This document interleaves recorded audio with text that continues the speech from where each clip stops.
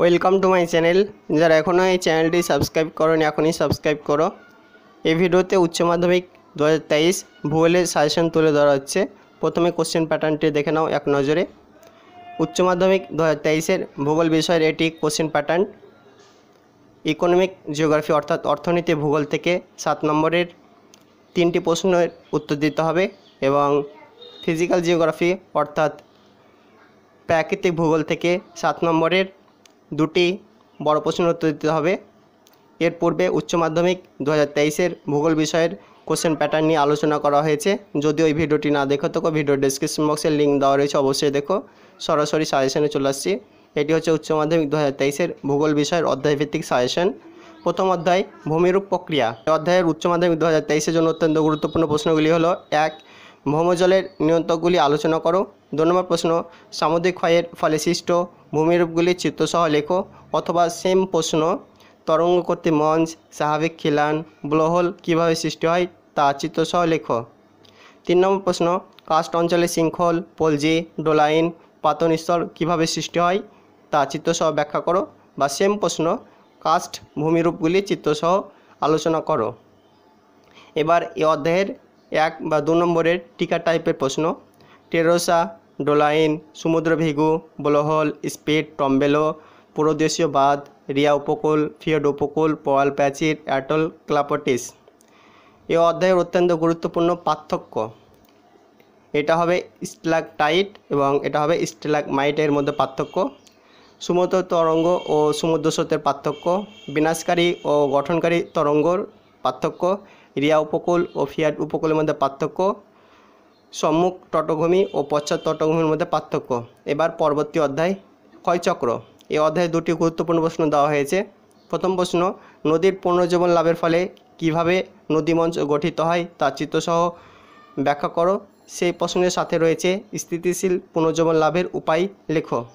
পরবর্তী প্রশ্ন, ডেভিসের ক্ষয়চক্রের শর্তগুলি লেখো। ডেভিসের ক্ষয়চক্রের যে কোনো একটি পর্যায়ে বর্ণনা করো। সেই প্রশ্নের সাথে ডেভিসের ক্ষয়চক্রের মতবাদের সমালোচনাগুলি লেখো। এবার এই অধ্যায়ের অত্যন্ত গুরুত্বপূর্ণ 1 বা 2 নম্বরের টিকা টাইপের প্রশ্ন: ক্ষয়চক্র, মনোডনক, পেডিমেন্ট, পেডিপ্লেন, নিকবিন্দু। ভূমির পুনর্জীবন লাভ বলতে কী বোঝো? নদীর ক্ষয়চক্রের ব্যাঘাত বলতে কী বোঝো? এই অধ্যায়ের পার্থক্য গুরুত্বপূর্ণ, অত্যন্ত গুরুত্বপূর্ণ প্রশ্ন।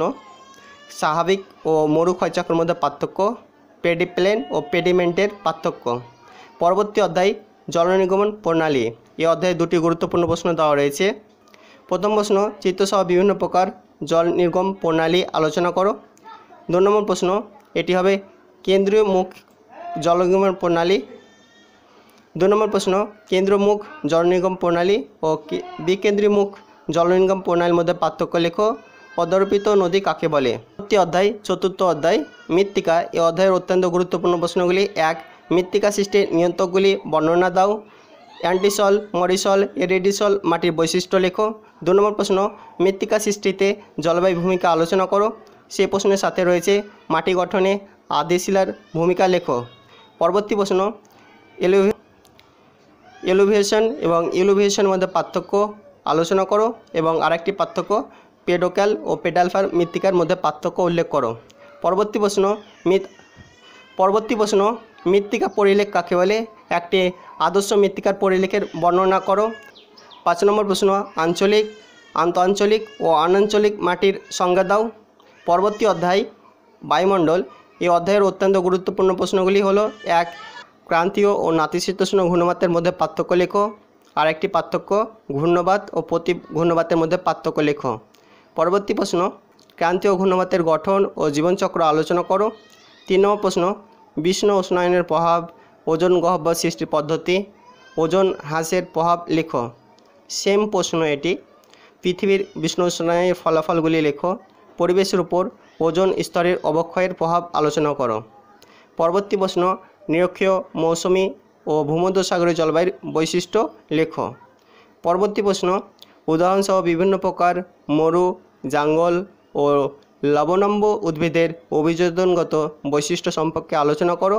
এবং এই অধ্যায়ের শেষ প্রশ্ন, মৌসুমী বায়ুর উপর জেট বায়ুর প্রভাব আলোচনা করো। উষ্ণতার ভিত্তিতে উদ্ভিদের শ্রেণীবিভাগ করো। এই অধ্যায়ের অত্যন্ত গুরুত্বপূর্ণ 2 নম্বর বা 1 নম্বর টাইপের প্রশ্ন। ঘূর্ণবাতের চক্ষু, ঘূর্ণবাতের বৈশিষ্ট্য, উষ্ণ শীতল অক্লোশান সীমান্ত, প্রতীপ ঘূর্ণবাত, জিওস্ট্রপিক বায়ু, রশ্মি তরঙ্গ, জেট বায়ু, টর্নেডো, এলনিনো, লালিনা, নিরক্ষীয় শান্তমণ্ডল, ডোলড্রম বা আইটিসিজেড, লবণম্য উদ্ভিদ, হাইগ্রোফাইট, ওজোন গহ্বর, মৌসুমি বিস্ফোরণ, পশ্চিমী ঝঞ্ঝা। পরবর্তী অধ্যায় জীববৈচিত্র্য। এই অধ্যায় থেকে 2টি প্রশ্ন দেওয়া রয়েছে, এই 2টি অত্যন্ত গুরুত্বপূর্ণ। প্রথম প্রশ্ন, জীববৈচিত্র্য কাকে বলে? জীববৈচিত্র্যের গুরুত্ব লেখো। পরবর্তী প্রশ্ন, জীববৈচিত্র্য সংরক্ষণের উপায় লেখো। জীববৈচিত্র্য সংরক্ষণের তাৎপর্য বা গুরুত্ব লেখো। সেই প্রশ্নের সাথে NC2 এবং XC2 সংরক্ষণ কাকে বলে? পরবর্তী প্রশ্ন, পরবর্তী অধ্যায় মানুষ ও পরিবেশের মিথস্ক্রিয়া। এই অধ্যায়ের একটি গুরুত্বপূর্ণ প্রশ্ন দেওয়া রয়েছে, দুর্যোগ ও বিপর্যয়ের মধ্যে পার্থক্য লেখো, বিপর্যয় বৈশিষ্ট্যগুলি উল্লেখ করো।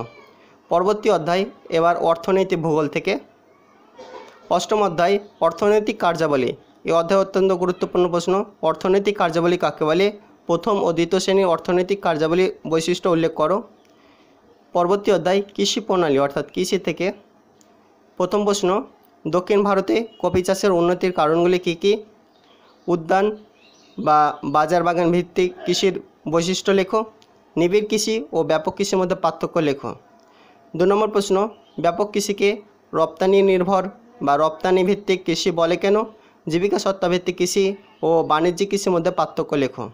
এবং এই অধ্যায়ের 2 নম্বর বা 1 নম্বর টাইপের প্রশ্ন, শ্বেত বিপ্লব, শস্য সমন্বয়, শস্য প্রগরতা, সবুজ বিপ্লব, ট্র্যাক ফার্মিং, উদ্যান কৃষি, ব্যাপক কৃষিকে যান্ত্রিক কৃষি বলে কেন? শ্রীলঙ্কায় নারকেল চাষের উন্নত কেন? শ্রীলঙ্কা নারকেল চাষে উন্নত কেন? ভারতে নীল বিপ্লব বলতে কী বোঝো? ভারতে ডাল চাষের সমস্যাগুলি কী কী? অধ্যায়ের নাম শিল্প। এই অধ্যায়ের অত্যন্ত গুরুত্বপূর্ণ প্রশ্ন, কানাডায় কাগজ শিল্পের উন্নতির কারণ আলোচনা করো। কাঁচামালের অভাব সত্ত্বেও জাপান লৌহ ইস্পাত শিল্পে গড়ে ওঠার কারণ আলোচনা করো।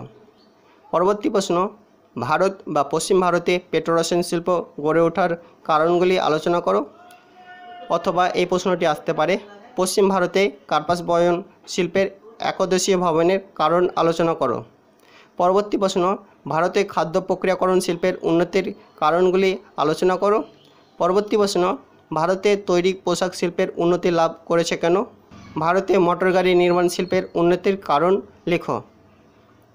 এই অধ্যায়ের 2 বা 1 নম্বর টাইপের ছোট প্রশ্ন, আইসোটিম, আইসোডোপেন, উদীয়মান শিল্প, আধুনিক শিল্প দানব, কাগজ শিল্পের কাঁচামাল, শিয়াল, দুর্গাপুরকে ভারতের রুল বলা হয় কেন? খাদ্য প্রক্রিয়াকরণ শিল্পের কাঁচামাল, খাদ্য প্রক্রিয়াকরণ শিল্প কাকে বলে? দ্রব্যসূচক কাকে বলে? পেট্রোরসায়ন শিল্প কাকে বলে? ভারতে দুগ্ধ প্রক্রিয়া শিল্প উন্নত কেন? পরবর্তী অধ্যায় অর্থনৈতিক ক্ষেত্র। এই অধ্যায়ের 2 বা 3 নম্বর বা 1 নম্বরের ছোট প্রশ্ন, সোনালী চতুর্ভুজ, WTO, ওপেক, জলপথ ও রেলপথের সুবিধা অসুবিধা, শিপিং লাইন ও শিপিং লেন, থিঙ্ক ট্যাঙ্ক বা সোনালী বর্ণের শ্রমিক, ইন্টারনেটের গুরুত্ব, কোয়াটার্নারি এবং কুইনারি কার্যাবলীর পার্থক্য, সেবা ক্ষেত্রের গুরুত্ব। পরবর্তী অধ্যায় জনসংখ্যা ও জনবসতি। এই অধ্যায় অত্যন্ত গুরুত্বপূর্ণ প্রশ্ন, 1 জনসংখ্যা বন্টনের তারতম্যের কারণগুলি আলোচনা করো। 2 নম্বর প্রশ্ন, জনসংখ্যা বিবর্তন তত্ত্বটি আলোচনা করো। গোষ্ঠীবদ্ধ ও বিক্ষিপ্ত জনবসতির মধ্যে পার্থক্য লেখো। পরবর্তী প্রশ্ন, গোষ্ঠীবদ্ধ ও বিক্ষিপ্ত জনবসতি গড়ে ওঠার কারণগুলি আলোচনা করো।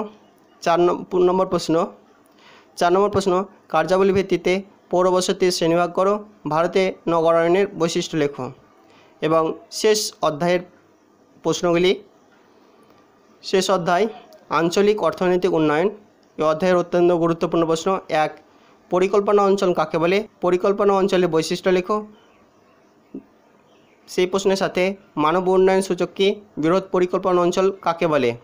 2 নম্বর প্রশ্ন, পরিকল্পনা অঞ্চলের স্তর কম লেখো। বৃহৎ ও ক্ষুদ্র পরিকল্পনার মধ্যে পার্থক্য লেখো। 3 নম্বর প্রশ্ন, বেঙ্গালুরুকে ভারতের ইলেকট্রনিক্স রাজধানী বলে কেন? বেঙ্গালুরুতে ইলেকট্রনিক্স শিল্প গড়ে ওঠার কারণগুলি আলোচনা করো। 4 নম্বর প্রশ্ন, কলকাতা বন্দরের সহযোগী হিসাবে হলদিয়া বন্দর গড়ে ওঠার কারণগুলি আলোচনা করো। হলদিয়া বন্দরের সমস্যা লেখো। এবং শেষ প্রশ্ন, ছত্তিশগড়ের খনিজ সম্পদ ও শিল্প সমাবেশ সম্পর্কে আলোচনা করো। এটি হলো উচ্চ মাধ্যমিক 2023-এর সম্পূর্ণ অধ্যায়ভিত্তিক সাজেশন। এর পরবর্তী ভিডিওতে উচ্চ মাধ্যমিক 2023-এর সরল সাজেশন দেওয়া হবে। ভিডিওটি দেখার জন্য অসংখ্য ধন্যবাদ।